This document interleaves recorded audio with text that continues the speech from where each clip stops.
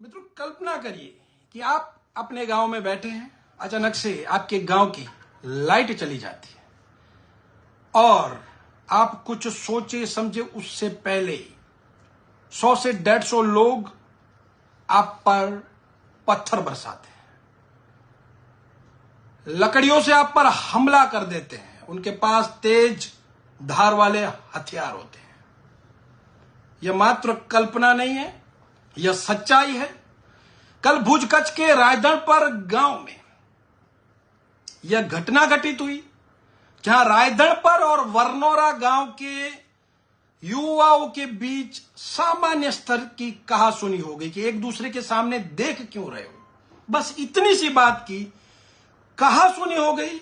वरनौरा गांव के युवक वहां से चले गए। वरनौरा गांव आप सबको पता होगा, क्रिमिनल एक्टिविटीज के लिए यह गांव प्रचलित है।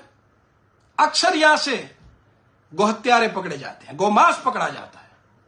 गैर कानूनी हथियारों के साथ भी कई बार लोग पकड़े गए हैं।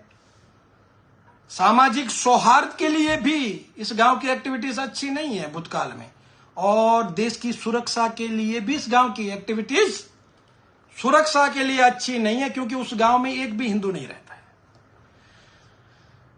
तो आते मुद्दे पर सामान्य कहासुनी हो जाती है और वरनौरा गांव के 100 से 150 लोग गाड़ियां भर भर के रायधनपर गांव में उतर जाते हैं।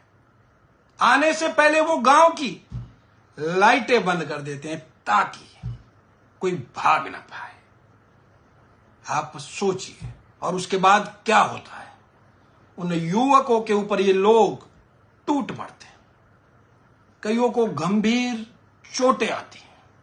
तब तक गांव के अन्य लोग भी एकत्रित हो जाते हैं, पुलिस प्रशासन भी आता है। पश्चिम कच्छ के एसपी श्रीमान विकास सुंडा जी की त्वरित कार्यवाही के कारण कोई बड़ी घटना होने से रुक जाती है, किंतु सवाल यह बनता है कि इतनी छोटी बात पर इतना बड़ा रिएक्शन कैसे आया।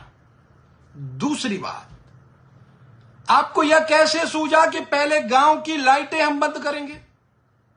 मतलब यह सुनियोजित तरीके से किया गया हमला था।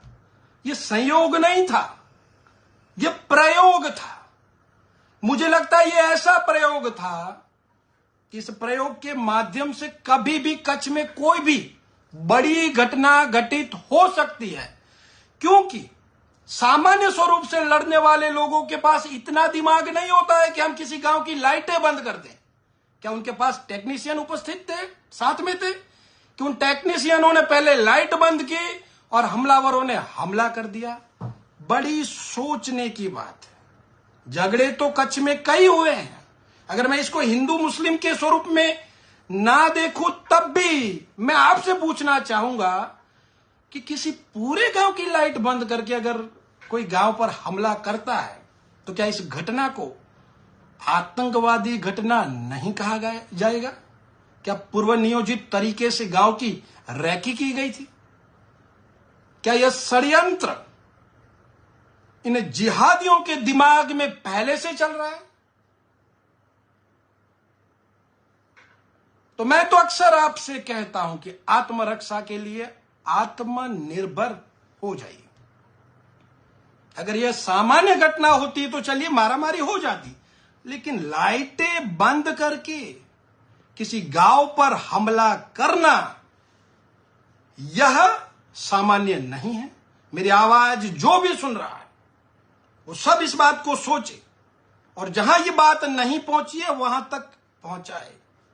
क्या पता इसी घटना के माध्यम से कोई बड़े षड्यंत्र का पर्दाफाश हो जाए।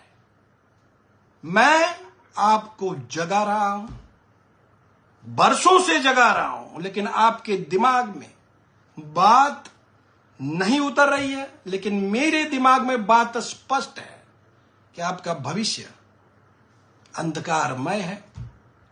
इतनी छोटी सी बात पर अगर लाठी डंडों से, तीक्ष्ण हथियारों से आप पर हमला हो सकता है, आपके गांव की लाइट बंद हो सकती है। सोचिए कोई घर में घुस जाता, किसी महिला को छेड़ देता, किसी के साथ और कुछ घटना हो जाती तो कौन जिम्मेदार होता? और मैं तो प्रशासन से भी कहना चाहूंगा, मैं तो राज्य के लोगों से भी कहना चाहूंगा कि कोई घटना घटित होने के बाद ही हम क्यों जागते हैं? हम पहले क्यों नहीं जागते? क्या वरनौरा गांव आपके परिचय में नहीं है? राज्य के लोगों के परिचय में क्या वरनौरा गांव नहीं है? 1-2 सीटें जीतने के लिए जिस तरीके से आप क्रिमिनलों को प्रोत्साहित कर रहे हो, एक दिन पछतावे के अलावा आपके हाथ में कुछ नहीं आएगा। क्योंकि भस्मासुरों को पालने का अर्थ होता है वो आपको ही जलाने का प्रयास करेंगे। तो इस घटना पर प्रशासन सख्ती से कार्रवाई करे। वो कौन लोग हैं जो लाइट बंद करना भी जानते हैं? और वो आगे क्या करने वाले थे? क्या किसी बड़े दुर्घटना की ये कोई प्रयोग तो नहीं था? मैं स्पष्ट बोल रहा हूं, आप भी सोचिए, समझिए और इस विषय पर मंथन करिए। यह प्रत्येक भारतीय नागरिक की सुरक्षा का विषय है।